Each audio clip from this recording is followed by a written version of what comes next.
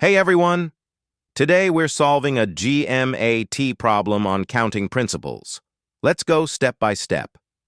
The problem defines a code as a sequence of 3 dots arranged in a row, where each dot can be either black or green.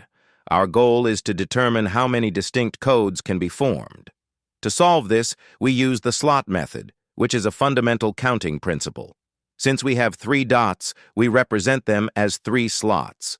Each of these slots can be filled with either a black dot or a green dot. That gives us 2 choices for each slot.